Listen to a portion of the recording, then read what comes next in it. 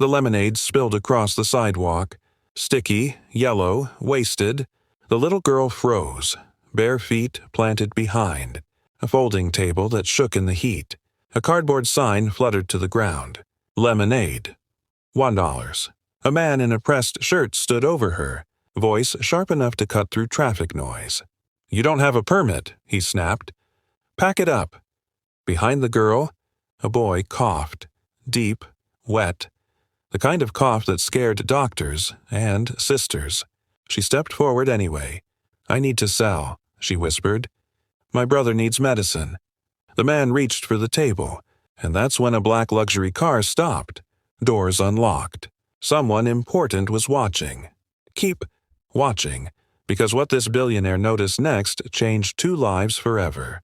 Her name was Sophie Whitaker, 9 years old, too young to understand permits, but old enough to understand fear.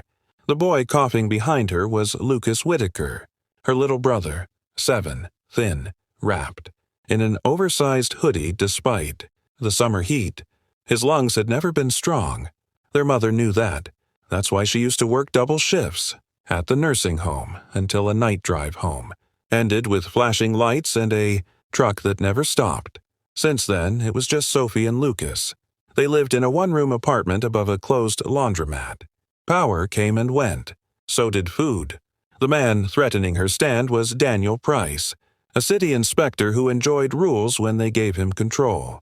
Across the street, unseen by most, stood Edward Callahan, real estate billionaire, self-made, respected, distant.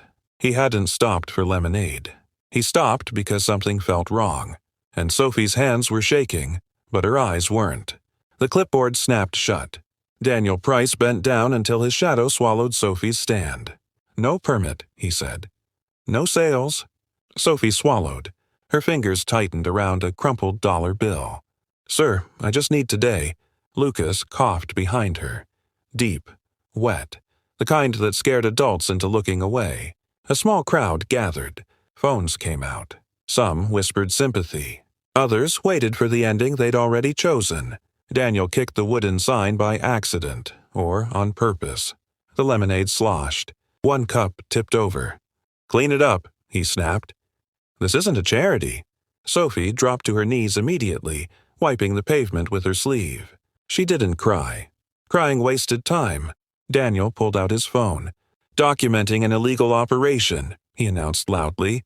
That's when Edward Callahan noticed the notebook. Sophie had been keeping records. Neat lines, dates, tallies, expenses, income, medical costs, pharmacy names. Every cup sold had a purpose. Daniel didn't see it. He was too busy enjoying the power. "Shut it down," he said, "or I call child services." Lucas grabbed Sophie's arm. "Please don't," he whispered. Sophie stood, slowly. She reached into the jar, not for money, but for a folded hospital receipt. "My brother needs medication," she said. Her voice shook, but it didn't break. "This pays for 3 days." Silence hit the sidewalk. Daniel scoffed. "Not my problem." That's when Edward stepped forward. Not loud, not angry, just present. "Actually," he said, voice calm but cutting, "it just became mine." Daniel turned, irritated, then froze when he recognized the face. Because some power doesn't need permission. And Edward had just decided to ask one question that would end everything. Edward Callahan didn't raise his voice. He didn't have to. He crouched in front of Sophie's stand, close enough to read the numbers in her notebook. The crowd leaned in without realizing it. Even the traffic noise seemed to thin out. "These are pharmacy receipts," Edward said softly, "and hospital billing codes." Sophie nodded once. "My mom used to keep them," she said. "Before she died." That word landed hard. Edward stood, slowly, and then he turned to Daniel Price. "Do you know what you just threatened?" Edward asked. Daniel laughed, uneasy now. "Sir, this is a city matter." "I enforce." Edward lifted his phone. 1 tap. "City clerk," he said into the speaker. "I need the emergency ordinance pulled." "The one for pediatric medical exceptions." "Yes, right now." Daniel's face drained. Phones were fully out now, recording, streaming, capturing. Edward turned the screen outward. A document appeared. Official, signed, dated. "This child qualifies for exemption," Edward said. "Which means you just attempted to shut down a protected fundraiser." Daniel stammered. I didn't know." Edward cut him off. "Knowledge isn't the requirement," he said. "Humanity is." A siren approached. Not police. An ambulance. It stopped right beside the stand. A paramedic stepped out, looked at Lucas. "Chest tightness again?" she asked gently. Sophie's eyes filled for the first time. Edward hadn't called city services. He'd called the hospital board. The crowd gasped as the paramedics lifted Lucas onto the stretcher. Careful, calm, practiced, Edward placed his coat around Sophie's shoulders. "You did everything right," he told her. "Now let us finish the job." Daniel's radio crackled. "Price," a voice said. "Stand down." Internal review initiated. His badge felt heavy now. The crowd erupted, not cheers but something quieter. Relief, recognition. Edward turned back to Sophie. "Your lemonade stand saved your brother," he said. "Now it's about to save a lot more." And the camera phones caught it all. The moment power bent to compassion. The story didn't end on the sidewalk. It followed Sophie into the hospital halls. White, quiet, smelling of antiseptic and hope. Lucas was taken straight into care. No arguments. No bills pushed across a counter.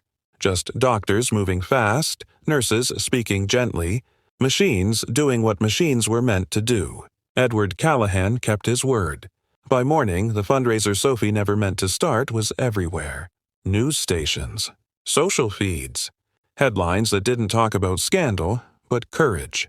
A trust was created in Lucas's name, not just for him. For children like him. Quiet kids. Forgotten kids. The ones who don't have time to wait for systems to care.